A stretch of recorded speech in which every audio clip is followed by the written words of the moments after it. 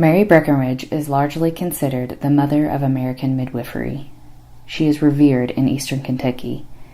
In Haddon, the county seat of Leslie County, the hospital is named in her honor, statues of Frontier Nursing Service midwives dot the landscape, and a yearly fall festival honors her life and legacy. My name is Ivy Brashear, and I'm from Viper, Kentucky, a small, rural community in eastern Kentucky. I have a personal connection to Mary Breckinridge and the Frontier Nursing Service. I, my older brother Justin, and 5 of my cousins were born at Mary Breckinridge Hospital and birthed by Frontier Nursing Service midwives. Frontier Nursing Service and its founder have always held a special place in my life.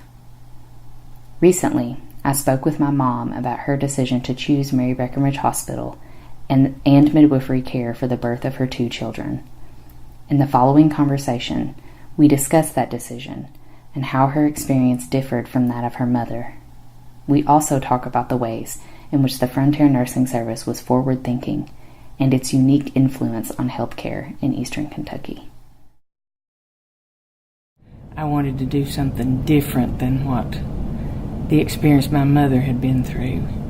And I'd heard about midwifery and thought, now that's the way to do it, like the old days, natural. Yeah.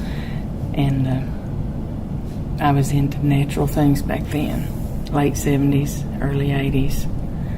We had tried to have a baby for a while, and 3 years, I guess, before we got pregnant. And then I heard about Mary Breckinridge and decided to go over there, and loved it because of the way the midwives seemed to care about you. You wanted to do it differently than how your mother, her experience. So, what was her experience and what made you? She didn't breastfeed. I wanted to breastfeed. Mm-hmm. I wanted to do cloth diapers. I wanted to do the whole natural thing. I just saw myself as one of those granola people that wanted to. At that time, I didn't see myself as that, but I thought it was the best thing for the baby. Mm-hmm. Be as natural as you could be. I didn't like the experience she told me about when she had her kids. It seemed very cold and impersonal. They took the baby away. You didn't even get to see it most of the time. They fed it. The nurses fed it. You didn't get to feed it much even. I felt like there was more of a connection between the baby and the mother when you had a midwife who understood, and usually they did, had children of their own sometimes. They knew what you were going through. Mm-hmm. They were real empathetic with everything you had to face. They were not short or curt. They treated everything, if you thought it was a big thing, they didn't downplay it and make you talk down to you or patronize you. And for midwives in the late 70s, early 80s to be saying, we're going to birth your baby at home. Here's how we're going to do it. Yeah. Was unusual. Uh-huh. They did have gynecologists and obstetricians backing them up. Sure. They were always there. Yeah. They had somebody on call if they needed them. They rarely used him. It was for unusual births. Right. He didn't even do mine. Mm-hmm. He was there, but he didn't do mine. And they had birthing classes. Mm-hmm. And I learned a lot from those birthing classes. I would have been a lot more afraid had I not had those birthing classes. Yeah. And every child that was born in that birthing class, there were 12 of us. Every one of them was a boy. Really? Yeah, all the children that were born, and one of them was a 13-pound boy. Whoa! They were all healthy babies, and they were all boys. Of course, it was one of the midwives who said, you know what they say, when there were more boys born at one time, that 20 years from now there'll be a war. And there was. And the recruiter tried to get Justin to go, and I stood up against that. And his friends, some of his friends had to go to that war. I remember that. Iraq War. Sean was one of his friends in Air Force. Is that right? Sean Combs. Sean Combs. And boy that lived right down here at Middle Fork, Josh. Can't think of his last name. His first name was Josh. Went to the Marines. I don't think he came back.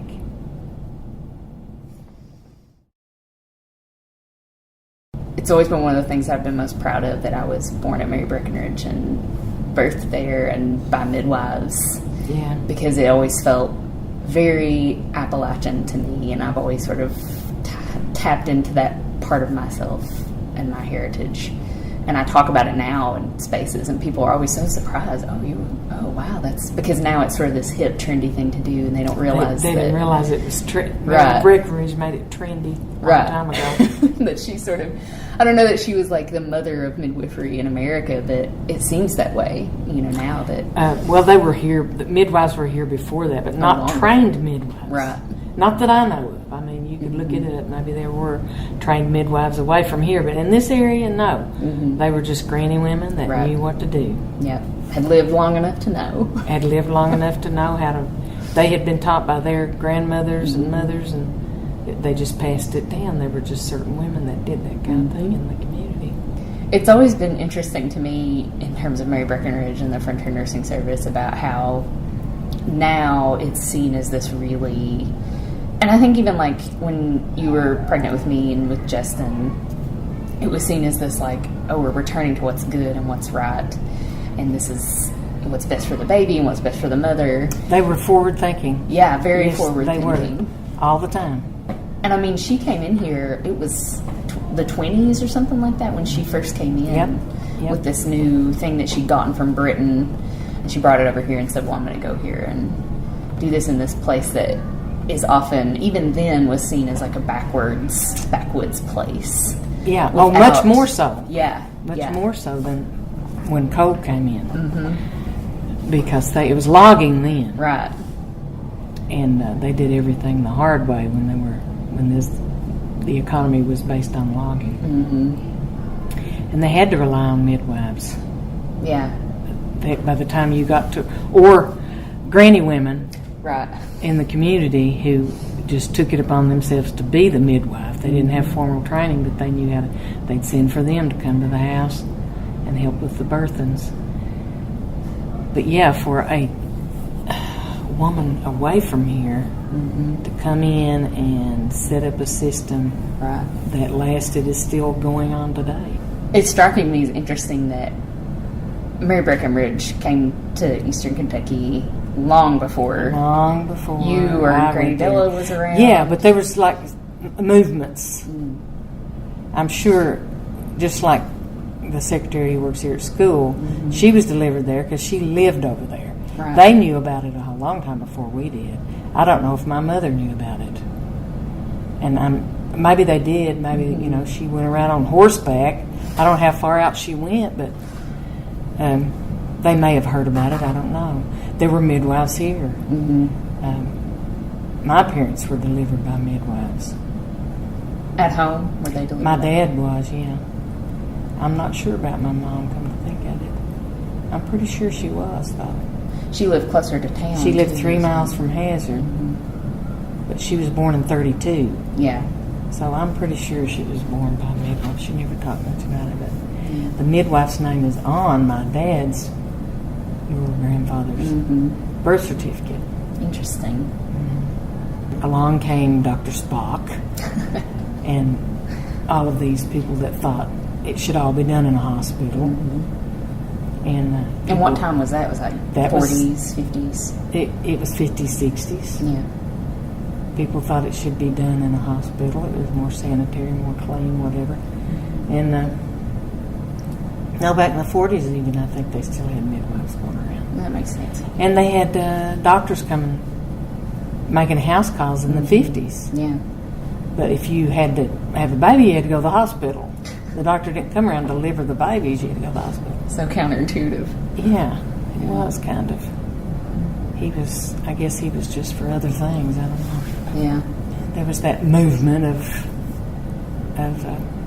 having babies in hospitals. And then after the late 60s, early 70s, throughout the 70s, there was a movement to get back to the nature, get back to the earth, do things the way they used to be done because it was better.